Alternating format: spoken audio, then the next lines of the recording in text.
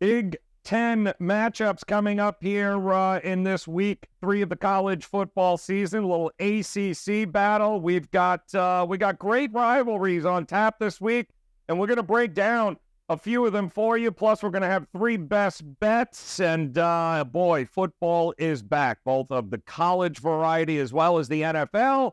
And we've got 3 of the best here to help navigate you through all of these games coming up this week, including Brian Power, Steve Merrill, Jeff Michaels in the house. And Brian Power, we're going to start with you because you, my friend, have one of the big rivalries that's going to be happening this week with Penn State taking on Illinois in Champaign, in fact, I believe here. Interesting start to the season for Illinois. Are you believing the hype in Penn State from what you've seen so far? Well, Joe, if by interesting start in Illinois, you mean bad start in Illinois, then yes, I would concur. It has been interesting because there's issues on both sides of the ball right now with Brett Bielema's team. They are very fortunate not to be 0-2 straight up coming into this week. They are 0-2 against the number. Very lucky to escape Toledo at home in the opener. Needed a last-second field goal there for the straight-up win. Then they found themselves on Friday night, as most people saw because it was a standalone TV game, down by as many as 27 on the road against Kansas. In that Kansas game, the offense, they punted after each of the first 4 possessions, contributing to that early hole. But what I want to talk about here and focus on mainly is the defense. It was such a strength last year for Illinois. But in the first 2 games, they've allowed 955 total yards and 6.3 yards per play. Remember, they did lose some key personnel from last year, namely the quarterback Witherspoon, top 5 pick in the NFL draft. Not to mention their coordinator, Ryan Walters, is now the head coach over at Purdue, elsewhere in the Big Ten West. And, you know, in that Kansas game, we saw the Illini allow a lot of explosive plays. The Jayhawks went 9 for 13 on third down. You're not going to win many games when the opponent's doing that. But where this Illini D has really struggled, Joe, is against the run. Toledo and Kansas combined for 448 yards, 5.2 yards per carry. And that seems like a major problem. You talked about, do I believe the hype with Penn State? Look, they're one of the top teams in the country, and we know James Franklin certainly has the wagertalk.com odds screen bookmarked because he wasn't afraid to punch it in late against West Virginia. And then it was 315 yards rushing against Delaware, an FCS team last week. So Penn State's looking great through 2 weeks. Yes, it was an FCS opponent, but, you know, it would shock me if Penn State was upset here, although it does look like sharp money has come in on Illinois, at least initially. There was a line move down to 14 on Monday. It is back up to 15, I believe, right now as we're recording. I just don't know if I could stomach taking the points with Illinois here, so I'm going to look to the total instead. I know the last time these teams met 2 years ago, they combined for just 38 points in college football's first ever 9 overtime game. Illinois pulled the upset, oh, by the way. But given those defensive woes, you got to think Penn State's capable of scoring 35 here, guys. And if they do that, this game's got a great shot of going over the total, scoring maybe down in college football. But we're still seeing 54.5 points per game. I think over 48.5, 49, depending on your book, is the way I would look on this one. That number is on the rise, by the way. All right, Honest Wise, jump in. That's what this show is all about. And if you like this content, if you're a college football buff, go ahead. Hit that like button, hit the subscribe button here, guys, as we've got plenty of college football content all week long here, as we'll cover most all the games, certainly in the top 25, including this next one here, Steve Merrill, which is interesting as we head to the SEC. A big battle between LSU taking on Mississippi State here, and LSU, I guess they got a little bit of their frustrations out from that Florida State smackdown there, but got to take on State here. It's always SEC. These games are always tough. Week 3 here. How are you looking at this one? Well, the first thing that jumps out to me is what a difference from a year ago. Mississippi State in Week 3 last year goes into LSU as a 3-point favorite. Now they're a 9.5-point home dog. Now, of course, they did lose that game last year, 31-16, as a 3-point road favorite, and there was nothing misleading about the loss. In fact, in their first 6 games of the season, the only game in which they were outstatted, out yardage, was that game at LSU, and it was pretty substantial, a 416 to 289, and they did have a 2-1 turnover deficit. Of course, the reason there's such a line swing this season is a tragic passing of Mike Leach in the offseason. Zach Arnett, now the first-year head coach. There's a lot of uncertainty with this program as we head into this big game, but they're off to a solid 2-0 start. Have not really been tested. I mean, they were a huge 31-point favorite, did win by 41 against Southeast Louisiana. And then, of course, last week, more of a challenge at home against Arizona, 9-point favorite, won but failed to cover by 7.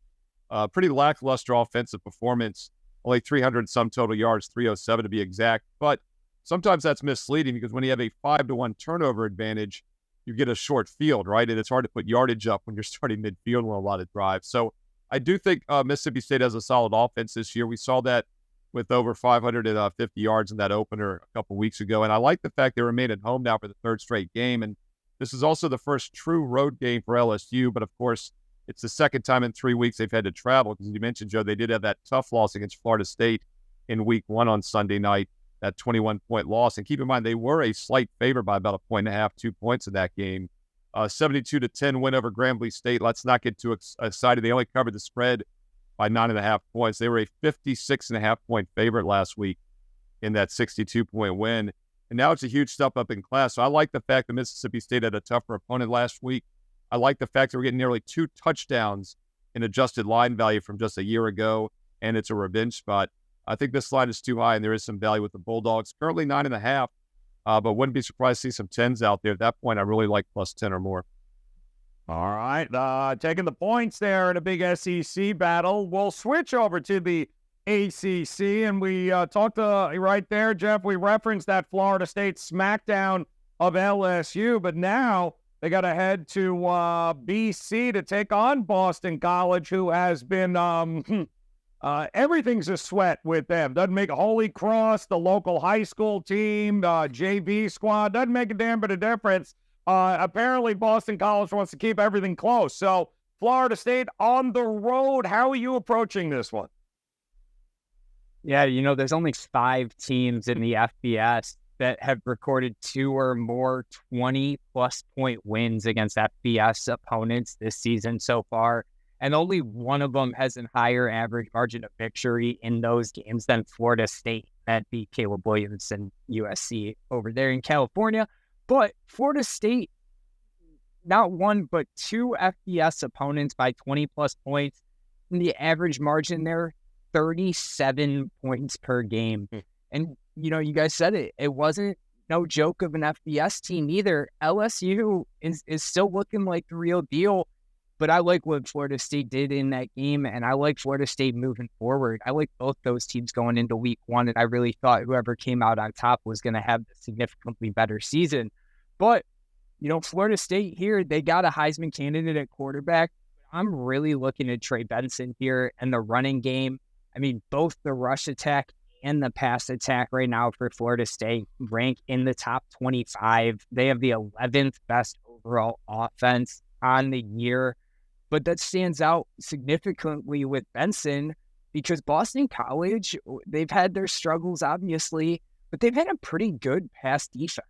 They're actually 24th in passing yards per game allowed early in the season. The other side of that, 122nd in rush defense, which is going to be huge here with Benson on the other side. Florida State has shown that they can get it done in more ways than one. Boston College has been a very one-sided defense here. So with that margin that they put up against LSU, I'm more than happy to lay the points with Florida State here against Boston College in the ACC this weekend.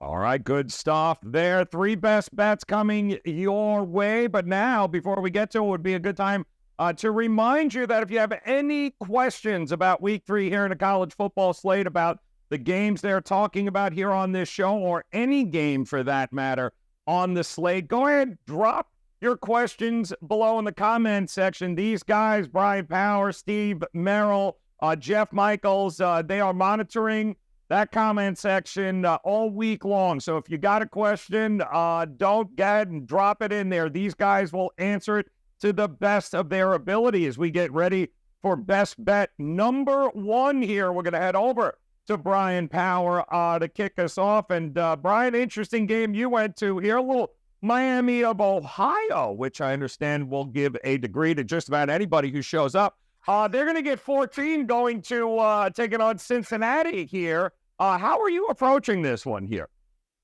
You should wait till you hear what they do at Ohio U, Joe, if you show up. But anyway, this play is eerily reminiscent of the play I gave out last Friday on the program with Rice, our good friends Rice, plus the points against Houston. Joe, if you recall, I was looking to fade a Houston team that was coming off an outright win as a dog over UTSA with their Big 12 opener on deck against TCU.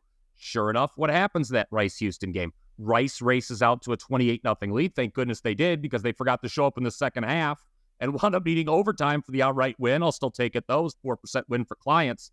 But another similarity with Rice and the team I'm looking to back here, Miami of Ohio, as it says on the screen, is in both instances, you've got an underdog taking a local rivalry more seriously than the favorite. Before the show, Jeff Michaels, fellow Ohioan, by the way, and I were discussing how big this rivalry is for Miami.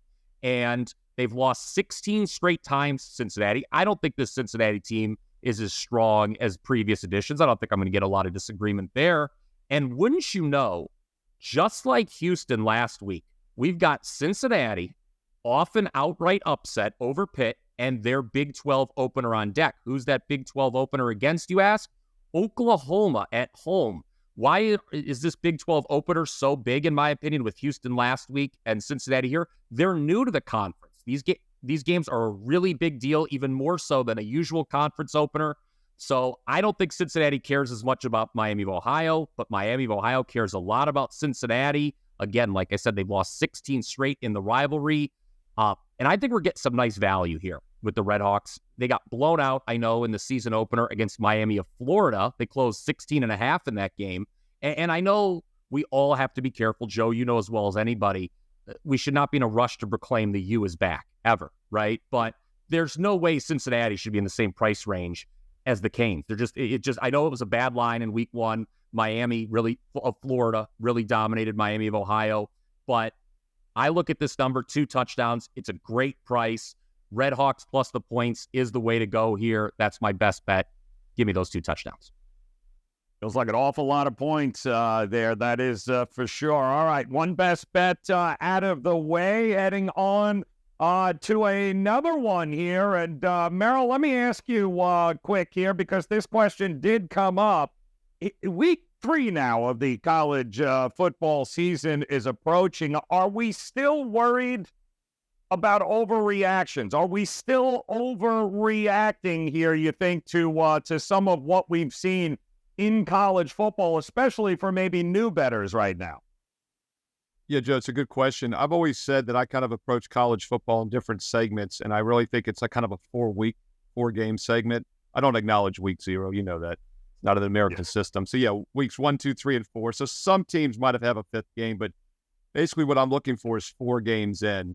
And that's about, a third of the way through the regular season, because everyone pretty much plays 12 regular season games, and we get some championship games and bowl games. So, yeah, I think right now the first 4 weeks, don't just think teams are going to bounce back, right? It's the same thing in the NFL, by the way. I really kind of take a 4-4-4 approach, like 4 different quadrants in the NFL season. It used to be 16 games, now it's 17, but it works out pretty much the same. There's definitely teams that are going to underperform and overperform for several weeks. And I still think you want to look for misleading results on a weekly basis. That sets up line value. But when a team is struggling, especially like offensively to move the ball, don't expect them just to fix their problems in week 2 or 3.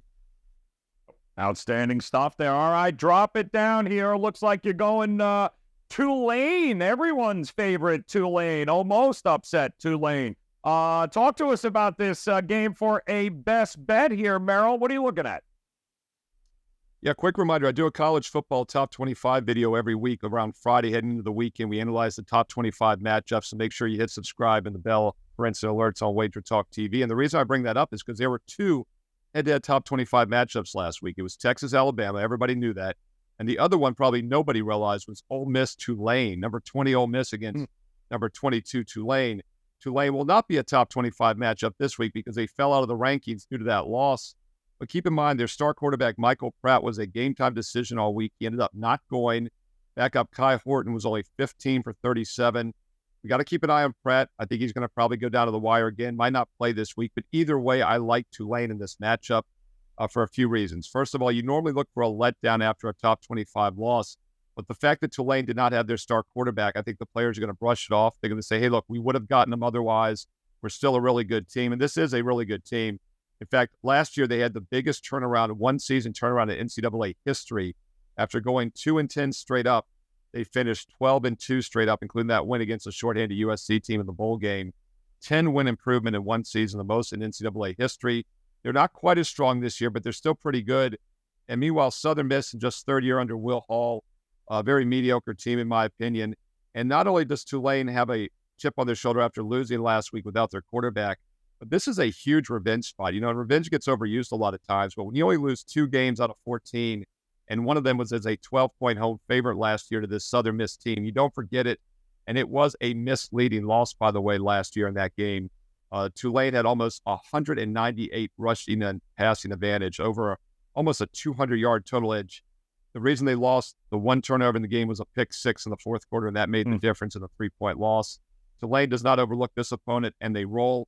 And by the way, teams like Tulane that have been bad over the years and get good usually beat up on weaker teams, and that has definitely been the case here in recent years. In fact, the last 3 seasons, Tulane is not only 12-4 straight up as a favorite, they're also, more importantly, 12-4, 75% against the spread, including 1-0 already this year. Tulane -13 on Saturday afternoon. And don't forget my official best bets at wagertalk.com. Use promo code Steve99, Steve99 for a full 30 days of college or pro football for just $99, wagertalk.com.